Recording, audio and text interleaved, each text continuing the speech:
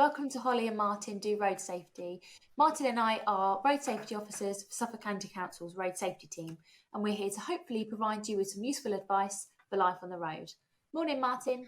Good morning, or should I say good afternoon? Yeah, Hi. good afternoon now, sorry. As we're approaching Clean Air Day, we've asked Andy Coleman, he's joined us again for another podcast about Clean Air Day. So, afternoon, Andy.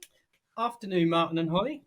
So, Andy, as an environmental health officer, you obviously know a lot about clean air and why it's so important. Could you explain a little bit about what Clean Air Day is and what's involved? Yeah, for sure. Clean Air Day, well, it's one of the, it is the UK's largest air pollution campaign, and every year, sort of thousands of people are engaged with it, and through social media, etc., millions more are reached. So this year's Clean Air Day actually takes place on the 17th of June, and Global Action Plan, who are the national coordinators, bringing together sort of information to be shared, and that will be aimed at communities, businesses, schools, and the health sector. And essentially, there are sort of three main strands to it. So one is to try and improve the public's understanding of air pollution. Another one is to build awareness on how air pollution can affect our health, and also to explain the actions that we can all take to help sort of protect our own health and the others in the environment, really. Yeah, thanks, Andy. Can you tell us what are the key messages of Clean Air Day and just why is it so important to keep our air clean? Yes, for sure. So one of the key messages in this year's Clean Air Day is around the protection of children's health. So air pollution is one of the largest environmental health risks that we face today, and that's according to both the UK government and the World Health Organization. So in the UK, it's estimated that around 36,000 people every year die from air pollution. And air pollution can be absorbed into our bodies and is linked to health issues such as low birth weight, premature birth, sort of hindered lung development in children, cancers, heart and lung diseases. So I think one of the focus is why children are involved so much in this year's Clean Air Day is that they're particularly susceptible for air pollution as their lungs are still growing and they breathe more rapidly than adults. And also, due to their height, children are often closer to the car exhausts and therefore can breathe in more fumes. And the health costs just to health and social care as a result of air pollution is estimated at around £43 million. So just imagine what we could do with that money if that was spent on other things instead. So, and I think that's based on costs around diseases where there's a strong association with air pollution, so heart disease, stroke, lung cancer, asthma, etc. So. Wow, some quite serious consequences there then potentially. Yes, indeed. So, that's why sort of here today to help sort of try and spread the message, really. Yeah, absolutely. So, what are the main things that affect air quality then? Well, there are a number of air pollutants that we do need to be careful of, and I think in Ipswich and up and down the UK, I think one of the main air pollutants is a pollutant called nitrogen dioxide, and that can be associated with exhaust fumes from road transport, including cars and delivery vehicles. It can also come from things like your home gas boiler as well. And particulate matter, that's another concerning pollutant, really, and that comes from a range of places. It's associated with wood stoves and domestic burning, open fires, and it can also come from dust from brake pads on cars and also tyre wear. So, and then they're two of the main ones that we're particularly concerned of, but also indoor air quality is becoming more of a known issue now as well. And there are other pollutants which can potentially impact on that, such as volatile organic compounds, also known as VOCs, which can come from paint products, varnishes, hairsprays and cleaning products. Thanks, Andy. You mentioned earlier the importance of clean air for particularly younger people. Can you tell us what's going on in Suffolk that particularly involve young people on the day?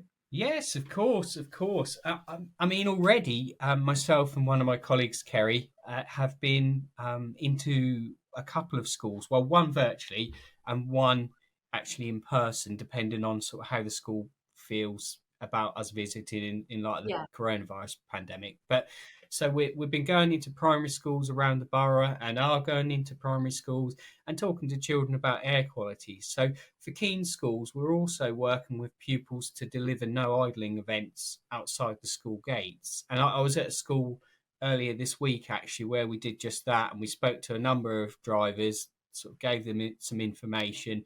And they're actually, yeah, really receptive to us being there. And I think a lot of people don't necessarily think about air pollution because you can't see it. So Mm. yeah, that was really good. And on the day, we're actually going to Castle Hill Community Centre in the morning to talk to parents about air quality and to deliver a no idling event. And then actually in the afternoon, that's quite nice really because I'm from Ipswich, you probably tell from the accent. Um, quite Suffolk, and Yeah. I'm actually going to my old primary school, Castle Hill Primary School, in Ah, the afternoon. So that would be quite Oh, nice to go and talk to the children there. yeah.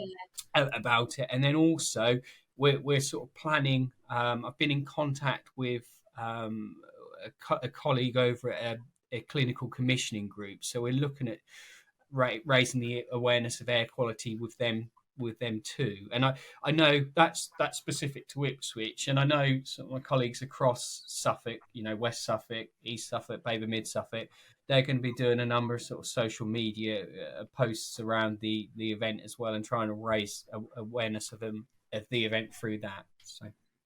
Yeah, that sounds fantastic. So, how can people get involved? Well, there's lots of things that people can do to help improve air quality. I mean, obvious ones would be to walk and cycle more as much as you can, because if there's less Yeah. traffic on the road, then potentially, there's going to be less congestion, less pollution. And I know over sort of the COVID coronavirus outbreak, Suffolk County Council have tried to make the road safer for walking and cycling where they can. Yeah. And it's also can just help you get fitter too by getting on your bike. I mean, I love getting out on my bike, and I think after I've been out on a sort of ride that puts me in a better mindset. It makes me feel sort of bit more healthy, and yeah, just better Yeah. frame of mind really. So It's great for mental health as well, is it? Not just physical, it's great for mental health. And if you go with a friend, it makes it a social event, I think, almost as well. yes, definitely, completely agree with that. So yes, so you can also, in line with the government sort of guidance, wearing a mask, etc., you can consider using public transport too.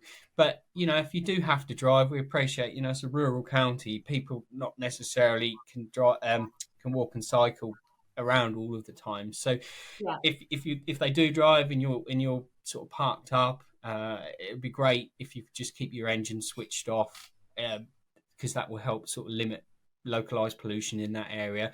And if you can afford to do so and you do own a car, maybe consider making your next vehicle an electric one. The other things people can do are sort of try and avoid unnecessary burning, such as bonfire, or if you do burn, make sure that you're burning wood that's clean and dry, because wet wood smokes a lot more. And yeah, you can help too by improving your own indoor air quality by using paints that have got a low VOC label on them, and by getting your boiler serviced regularly, and using fragrance-free cleaning products. thanks. There's a lot of information there, but for people who want to learn more, whereabouts, for instance, in social media on the internet, can we go to get information? Well, I'd encourage people to use the National Clean Air Day website, really, which is www.cleanairday.org.uk. And on that website, people can download free resources, and they can download them. If you're a teacher listening in or a pupil, you can get specific resources for your school or community or businesses. There's resources for the healthcare professionals to use, such as in hospitals. So it's a really good resource, and I recommend people looking at that.